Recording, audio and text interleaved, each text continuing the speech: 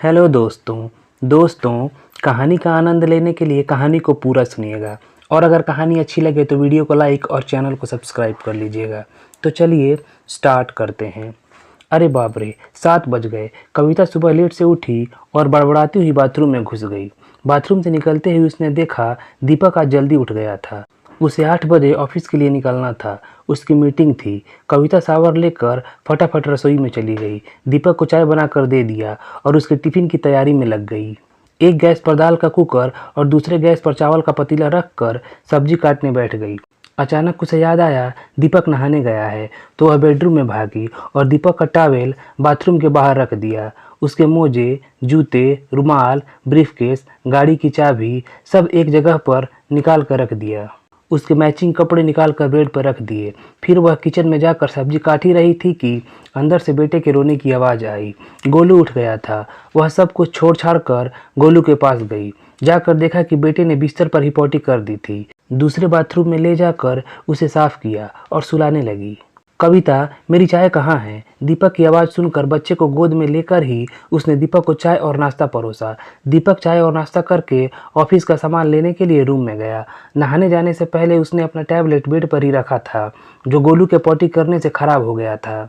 Company का सारा data उसमें था। उसने टैबलेट स्टार्ट करने की कोशिश की पर हुआ नहीं। उसे कविता पर गुस्सा आ गया। कविता किचन में खाना बना रही थी। कविता, तुम्हारा ध्यान कहाँ रहता है? टैबलेट उठाकर मेज पर नहीं रख सकती थी? उसमें मेरी कंपनी का सारा डाटा था। अब मीटिंग में क्या जवाब दूंगा? दीपक किचन में आकर जोर से चिल्लाते हुए बोला। हाँ तो तुम रख देते, मैं अकेली कितना ध्यान रखूं? अच्छा, अब घर भी मैं ही संभालूं। तुम करती क्या हो पूरा दिन घर पर? मुफ्त की रोटियां ही तो खाती हो। अभी तक टिफिन भी नहीं बनाया तुमने। दीपक गुस्से में बड़बड़ाते हुए ऑफिस चला गया। इधर कविता जिंदा लाश की तरह खड़ी रही। उसकी आंखों से आंसू निकल रहे थे। उसकी नज़र उसके ठंडी हुई चाय पर पड़ी जिस पे मलाई जम गई थी। चाय पीने का भी उसको टाइम नहीं मिला था। वह अपने पापा के घर पर सुबह उठकर हमेशा पहले चाय पीती थी। उसकी सुबह बिना चाय के कभी नहीं हुई थी और यहाँ आने के बाद उसे सुबह का चाय पीने का टाइम ही नहीं मिलता था। कविता ने रोते हुए खाना बनाया। उसके दिमाग में दीपक की कही हुई बात बार बार घूम रही थी कि तुम दिन भर मुफ्त की रोटियां ही तो खाती हो। कविता सोच रही थी, मैं दिन भर काम करती हूँ, थोड़ा सा आराम करने का टाइम भी नहीं मिलता। फिर भी दीपक ने ऐसा कैसे बोल दिया? कविता के दिमाग में दिन भर मुफ्त की रोटी वाली बात गूंज रही थी। अचानक उसके दिमाग में कुछ आया। उसने फोन उठाया और अपनी कुछ सहेलियों से बात की। रात को डिनर करते समय कविता ने दीपक से कहा, दीपक, कल से मैं भी जॉब ज्वाइन कर रही हूँ।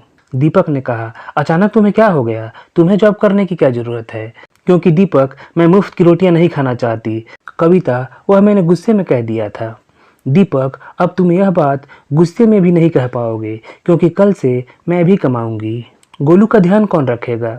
गोलू को हम लोग प्ले स्कूल में डाल देंगे। और हाँ दीपक, कल से तुम जल्दी उठना क्योंकि घर के कामों में तुम्हें मेरा हाथ बटाना पड़ेगा। आशा करता हूँ दोस्तों कहानी पसंद आई होगी।